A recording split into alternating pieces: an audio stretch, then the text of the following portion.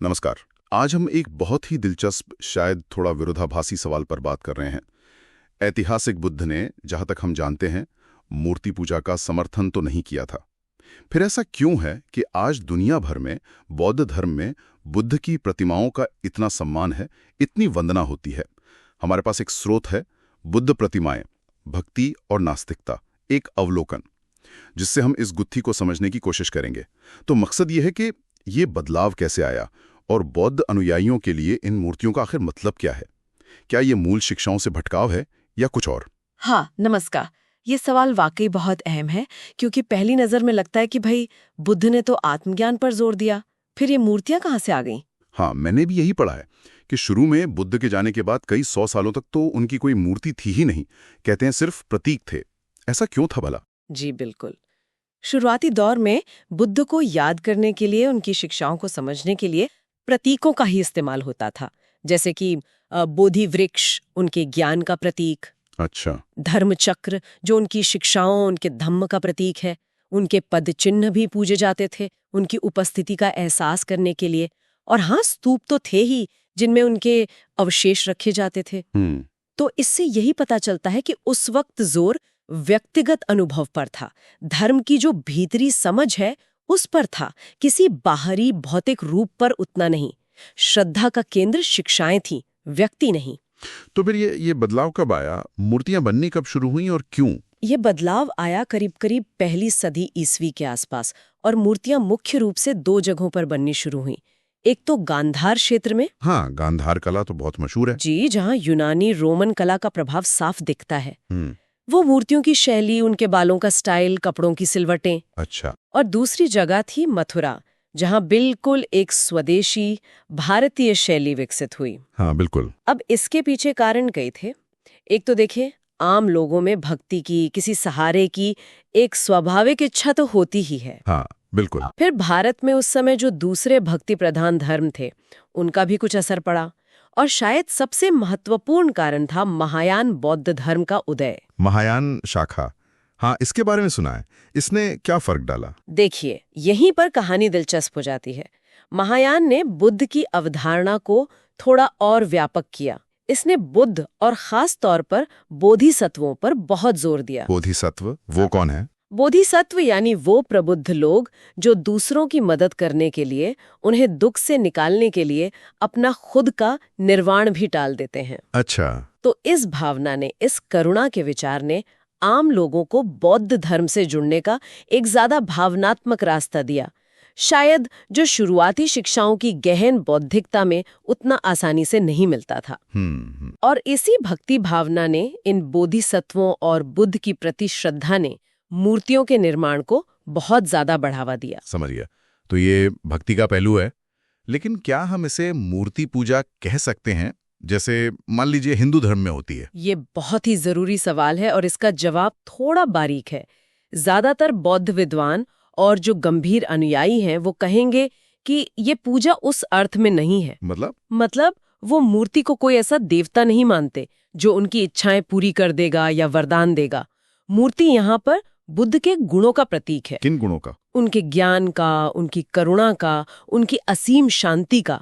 मूर्ति एक तरह से रिमाइंडर है, याद दिलाती है उनकी शिक्षाओं की। अच्छा। ध्यान लगाते समय मन टिकाने का एक केंद्र बनती है और अनुयायियों के लिए प्रेरणा का स्रोत है। बुद्ध ने खुद भी तो कहा था कि सबसे बड़ा सम्मान क्या है? उनके धर्म यानी उनकी शिक्षाओं को समझना और उस पर चलना। हाँ, ये बात तो सही है। तो वंदना उस पत्थर या धातु की मूर्ति की नहीं हो रही है, बल्कि उन आदर्शों की, उन शिक्षाओं की हो रही है जिनका बुद्ध प्रतिनिधित्व करते हैं। ये नजरिया काफी तार्किक है, लेकिन क्या आपको लगता है कि आम अनुयायी हमेशा इस बारीक फर्क को महसूस करता है या समझता है? देखिए, ये कहना मुश्किल है। व्यवहार में तो भक्ति की अभिव्यक्ति अलग अलग लोगों में, अलग अलग संस्कृतियों में बहुत अलग हो सकती है। कहीं कहीं शायद ये फर्क धुंधला भी जाता हो, लेकिन सैद्धांतिक तौर पर जो मूल विचार है वो यही है कि जोर शिक्षाओं और गुणों पर है। ठीक है। तो अगर ये पूजा किसी ईश्वर की नहीं है, तो फिर बौद्ध धर्म में ईश्वर का क्या स्थान है? क्या बुद्ध ईश्वर में मानते थे? बहुत लोग पूछते हैं कि क्या बुद्ध नास्तिक थे? हाँ, ये सवाल भी बहुत आम है। देखिए, नास्तिक शब्द शायद पूरी तरह सही नहीं बैठता।